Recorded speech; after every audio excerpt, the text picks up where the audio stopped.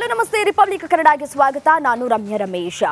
Top 30ಯಲ್ಲಿ ಯಾವೆಲ್ಲ ಸುದ್ದಿ ಇದೆ ಅಂತ ಹೇಳಿ ನೋಡೋಕ್ಕೂ ಮುನ್ನ ಒಂದು ಬ್ರೇಕಿಂಗ್ ನ್ಯೂಸ್ ಬರ್ತಾ ಇದೆ. ಪವಿತ್ರ ಭೇಟಿಗೆ ಪೋಷಕರಿಗೆ ಅವಕಾಶ ಸಿಕ್ಕಿಲ್ಲ, ಅನುಮತಿಯನ್ನ ಕೊಟ್ಟಿಲ್ಲ ಅಧಿಕಾರಿಗಳು. ಖಾಲಿ ಕೈನಲ್ಲಿ ವಾಪಸ್ಸಾಗಿದ್ದಾರೆ ಪವಿತ್ರ ಕುಟುಂಬಸ್ಥರು. ಪವಿತ್ರ ಗೌಡ ಭೇಟಿಗೆ ಪೋಷಕರು ಆಗಮಿಸಿದ್ರು. ಪವಿತ್ರ ತಾಯಿ, ತಮ್ಮ, ಅಪ್ಪ ಭೇಟಿಗೆ ಬಂದಿದ್ರು.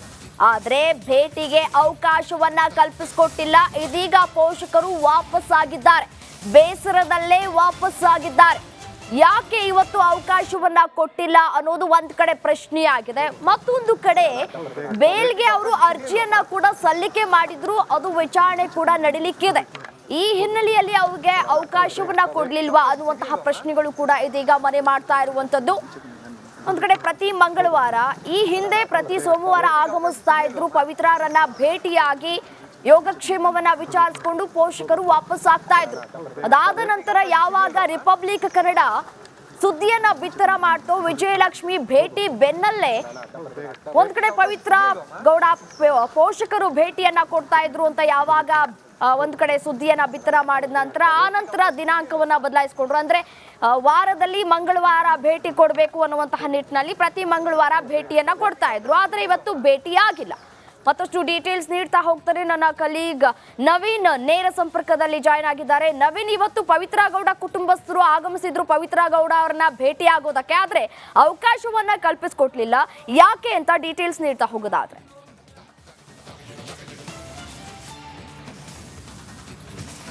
ರಮ್ಯಾ, ಸೋಮವಾರ ಭೇಟಿ ಕೊಡ್ತಿದ್ದಂಥ ಪವಿತ್ರ ಗೌಡ ಪೋಷಕರು ಕಳೆದ 15 ದಿನದ ಹಿಂದೆ ರಿಪಬ್ಲಿಕ್ ಕನ್ನಡ ಏನು ಅವ್ರನ್ನ ಅಂದರೆ ವಿಜಯಲಕ್ಷ್ಮಿ ಅವ್ರನ್ನ ಫಾಲೋ ಮಾಡ್ತಿದ್ದಾರೆ ಅಂತೇಳಿ ಅನ್ನೋ ಒಂದು ವರದಿಯನ್ನು ಮಾಡಿತ್ತು. ಅದಾದ ಬಳಿಕ ಅವರ ಕುಟುಂಬಸ್ಥರು ಪ್ರತಿ ಮಂಗಳವಾರ ಭೇಟಿ ಮಾಡೋದನ್ನು ಕಂಟಿನ್ಯೂ ಮಾಡ್ಕೊಂಡಿದ್ರು. ಇದು 3ನೇ ವಾರ ಮಂಗಳವಾರ ಇವತ್ತು ಭೇಟಿಗೆ ಅಂತ ಬಂದಿದ್ರು. ಆದರೆ ತಂದಿದ್ದಂಥ ಹಣ್ಣಿನ ಕವರ್ ಹಾಗೂ ಸಹೋದರ ಬಸವರಾಜ್ ಜೊತೆ ತಂದೆ ತಾಯಿ ಇಬ್ಬರು ಕೂಡ ಬಂದಿದ್ರು.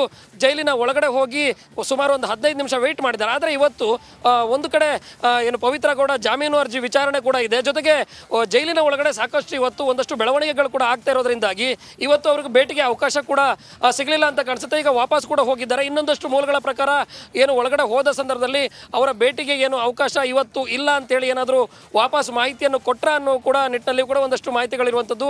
ಈಗಾಗಲೇ ಅವರು ಜೈಲಿನ ಭೇಟಿಗೆ ಹೋಗಿದ್ರು, ಆದರೆ ಅವಕಾಶ ಸಿಗದ ಹಿನ್ನೆಲೆಯಲ್ಲಿ ಈಗ ವಾಪಸ್ ಕೂಡ ಆಗಿದ್ದಾರೆ. ಅಂದರೆ ಸಪ್ಪೆ ಮುಖದಲ್ಲಿ ಬಂದು ಅವರ ತಾಯಿ ರಿಪಬ್ಲಿಕ್ ಕನ್ನಡದ ನಮ್ಮ ಆಂಕರ್ ನಿಕೇಶ್ ಅವ್ರನ್ನ ಮಾತಾಡ್ಸೋದಕ್ಕೆ ಕೂಡ ಟ್ರೈ ಮಾಡಿದ್ರು. ಆದರೆ ಅವರದಕ್ಕೆ ಪ್ರತಿಕ್ರಿಯೆಯನ್ನು ಕೊಡದೆ ಸಪ್ಪೆ ಮುಖದಲ್ಲಿ ಎಲ್ಲರೂ ಕೂಡ ಕಾರ್ನಲ್ಲಿ ವಾಪಸ್ ಹೊರಟೋಗಿದ್ದಾರೆ. ಇವತ್ತು ಜೈಲಿನಲ್ಲಿ ಅವರು ಭೇಟಿ ಆಗಿದ್ರೆ ಒಂದಷ್ಟು ಬೆಳವಣಿಗೆ ಆಗಬೇಕಾಗಿತ್ತು, ಚರ್ಚೆ ಕೂಡ ನಡಿಬೇಕಾಗಿತ್ತು. ಯಾಕಂತ ಹೇಳಿದ್ರೆ ಈ ಒಂದು ಫೋಟೋ ಮತ್ತು ವಿಡಿಯೋ ವೈರಲ್ ಆದ ಬಳಿಕ ದರ್ಶನ್ ಬೇರೆ ಜೈಲಿಗೆ ಶಿಫ್ಟ್ ಆಗ್ತಾರೆ ಅನ್ನೋ ಒಂದಷ್ಟು ವದಂತಿಗಳು ಕೇಳಿ ಬಂದ ಹಿನ್ನೆಲೆಯಲ್ಲಿ ಪವಿತ್ರ ಗೌಡ ಒಂದು ರೀತಿ ಆತಂಕದಲ್ಲಿದ್ದು ಈ ಒಂದು ನಿಟ್ಟಿನಲ್ಲಿ ಅವರು ಇವತ್ತು ಭೇಟಿಗೆ ಬರುವ ಸಂದರ್ಭದಲ್ಲೂ ಕೂಡ ಅಷ್ಟೇ ಸಾಕಷ್ಟು ಒಂದು ಸಪ್ಪೆ ಮುಖದಲ್ಲೇ ಬಂದಿದ್ರು. ಈಗ ಭೇಟಿಗೆ ಅವಕಾಶ ಸಿಗದೆ ವಾಪಸ್ ಆಗಿರುವಂತದ್ದು. ರಮ್ಯಾ, ರೈಟ್ ನವೀನ್, ಧನ್ಯವಾದ ತಮ್ಮೆಲ್ಲ ಮಾಹಿತಿಗಾಗಿ.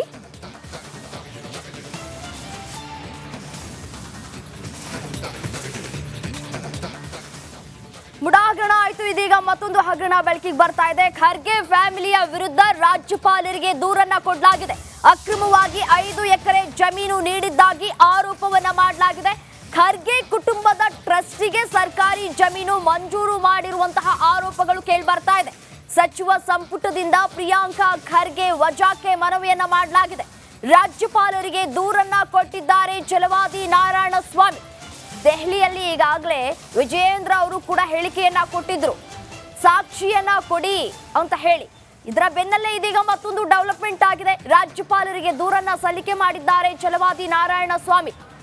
ಖರ್ಗೆಗೂ ಒಂದ್ ಕಡೆ ಭೂಕಂಟಕ ತಪ್ಪುತ್ತಾ ಇಲ್ವಾ ಅನ್ನುವಂತಹ ಪ್ರಶ್ನೆಗಳು ಕೂಡ ಇದೀಗ ಉದ್ಭವ ಆಗ್ತಾ ಇದೆ. ಒಂದ್ ಕಡೆ ಸಿಎಂ ಸಿದ್ದರಾಮಯ್ಯನವರು ಮುಡಾ ಹಗರಣದಲ್ಲಿ ಒಂದಷ್ಟು ಪ್ರಕರಣಗಳು ಕೂಡ ದಾಖಲಾಗಿರುವಂತದ್ದು. ಈ ಬೆನ್ನಲ್ಲೇ ಇದೀಗ ಅಕ್ರಮವಾಗಿ 5 ಎಕರೆ ಜಮೀನು ನೀಡಿದ್ದಕ್ಕಾಗಿ ಆರೋಪಗಳು ಕೇಳಿಬರ್ತಾ ಇರುವಂತಹ ಬೆನ್ನಲ್ಲೇ ಇದೀಗ ಖರ್ಗೆ ಕುಟುಂಬದ ಟ್ರಸ್ಟಿಗೆ ಸರ್ಕಾರಿ ಜಮೀನು ಮಂಜೂರಾಗಿದೆ ಅಂತ ಹೇಳಿ ಸಚಿವ ಸಂಪುಟದಿಂದ ಪ್ರಿಯಾಂಕ್ ಖರ್ಗೆ ಅವರನ್ನ ವಜಾ ಮಾಡಬೇಕು ಅಂತ ಹೇಳಿ ಮನವಿಯನ್ನ ಮಾಡಿಕೊಳ್ಳಲಾಗಿದೆ.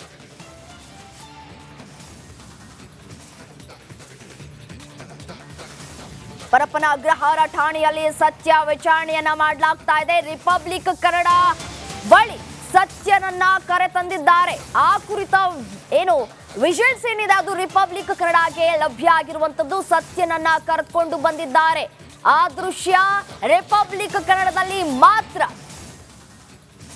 ವಿಡಿಯೋ ಕಾಲ್ನಲ್ಲಿ ಮಾತನಾಡಿದಂತಹ ಸತ್ಯ ಇದೀಗ ಆ ಸತ್ಯನನ್ನ ವಿಚಾರಣೆಗೆ ಕರೆದುಕೊಂಡು ಬರಲಾಗಿದೆ. ಪರಪ್ಪನ ಅಗ್ರಹಾರ ಠಾಣೆಯಲ್ಲಿ ಸತ್ಯನನ್ನ ವಿಚಾರಣೆಗೆ ಅಂತ ಹೇಳಿ ಕರೆದುಕೊಂಡು ಬರ್ತಾ ಇರುವಂತಹ ದೃಶ್ಯ ರಿಪಬ್ಲಿಕ್ ಕನ್ನಡಗೆ ಲಭ್ಯವಾಗಿರುವಂತದ್ದು.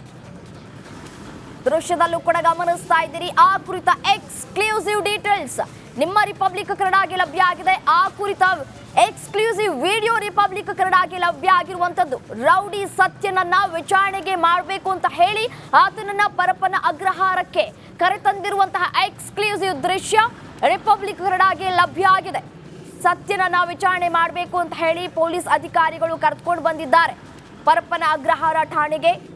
ಆ ಕುರಿತ ಎಕ್ಸ್ಕ್ಲೂಸಿವ್ ಡೀಟೇಲ್ಸ್, ಎಕ್ಸ್ಕ್ಲೂಸಿವ್ ದೃಶ್ಯಾವಳಿ ರಿಪಬ್ಲಿಕ್ ಕನ್ನಡಗೆ ಲಭ್ಯ ಆಗಿರುವಂತದ್ದು. ಎಸ್, ಇದೇ ವಿಚಾರಕ್ಕೆ ಸಂಬಂಧಪಟ್ಟಂತೆ ಮತ್ತಷ್ಟು ಡೀಟೇಲ್ಸ್ ಕೊಡ್ತಾ ಹೋಗಿ.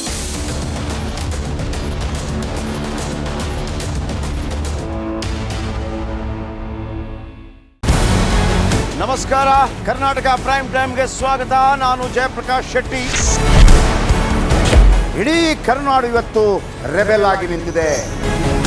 ಈ ಹಗರಣಗಳನ್ನು ಸದನದಲ್ಲಿ ಪ್ರಸ್ತಾಪ ಮಾಡಲು ಕೂಡ ಕಾಂಗ್ರೆಸ್ ಹಿಂದೇಟು ಹಾಕಿದ್ದೇಕೆ? ನಿಮ್ಗೆ ಸಂಬಳ ಅದಕ್ಕೆ, ನಿಮಗೆ ವಾಹನ ಅದಕ್ಕೆ, ನಿಮಗೆ ವೆಪನ್ ಅದಕ್ಕೆ, ನೀವು ಅದನ್ನು ಸೆರೆ ಹಿಡಿಬೇಕಾಗಿದೆ. ನೀವು ವಿದ್ಯುತ್ ಬರ ಇದೆ ಅಂತ ಹೇಳ್ತಾ ಇದ್ದೀರಿ, ಎಲ್ಲಿ ಬರ ಇದೆ ನೀವು ಹೇಳಬೇಕು. ಪಾಕಿಸ್ತಾನ್ ಆಕ್ಯುಪೈಡ್ ಕಾಶ್ಮೀರ್ ಅದು ಎಂದೆಂದಿಗೂ ನಮ್ಮದು. 40 ಮೆಷಿನ್ಗಳು ತಂದಿತ್ತು ನೋಟ್ ಎಣಿಸುವುದಕ್ಕೆ, ಅದೇ ಹಾಳಾಯಿತು. ಮಥುರಾದ ಗಲಾಟೆ ಇದೆಯಲ್ಲ, ಅದು ಸ್ಥಳೀಯವಾಗಿ ಕೂತು ಪರಿಹರಿಸಬಹುದಾದಂಥ ಕಾನೂನಿದೆ.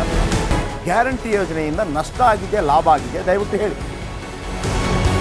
Dawood Ibrahim most wanted criminal ಯಾವಾಗಾದ ಅಂದರೆ ಇಲ್ಲಿ ತನಕ ಭಾರತ ದೇಶದಲ್ಲಿ ಓರ್ವ ದಲಿತ ಪ್ರಧಾನಿಯಾದಂಥ ಇತಿಹಾಸವೇ ಇಲ್ಲ. ರಿಪಬ್ಲಿಕ್ ವರ್ಲ್ಡ್ ಆಪ್ ಇದು ಕೇವಲ ಅಪ್ಲಿಕೇಶನ್ ಅಲ್ಲ, ಸಮಗ್ರ ಸುದ್ದಿಗಳ ಸಂಪರ್ಕ ಮಾರ್ಗಕ್ಕೆ ಕ್ರಾಂತಿಕಾರಿ ಬದಲಾವಣೆ. ರಿಪಬ್ಲಿಕ್ ವರ್ಲ್ಡ್ ಆಪ್ ಕೇವಲ ಸುದ್ದಿ ಅಪ್ಲಿಕೇಶನ್ ಅನ್ನ ಪರಿಚಯ ಮಾಡ್ತಾ ಇಲ್ಲ, ಬದಲಾಗಿ ಡಿಜಿಟಲ್ ಸುದ್ದಿ ಬಳಕೆಯ ಹೊಸ ಯುಗಕ್ಕೆ ನಾಂದಿ ಹಾಡ್ತಾ ಇದೆ. ಇದೊಂದು ಬ್ರೇಕಿಂಗ್ ನ್ಯೂಸ್, ಪ್ರಭಾವಶಾಲಿ ಕಾರ್ಯಕ್ರಮಗಳಿಗೆ ಗಟ್ಟಿಯಾದ ವೇದಿಕೆ. ರಿಪಬ್ಲಿಕ್ ವರ್ಲ್ಡ್ ಅಪ್ಲಿಕೇಶನ್ ಈಗ ಲೈವ್ ಆಗಿದೆ. ಗೂಗಲ್ ಪ್ಲೇ ಸ್ಟೋರ್ ಮತ್ತು ಆಪಲ್ ಆಪ್ ಸ್ಟೋರ್ ಎರಡರಲ್ಲೂ ಲಭ್ಯವಿದೆ. ಈಗಲೇ ಡೌನ್ಲೋಡ್ ಮಾಡಿ.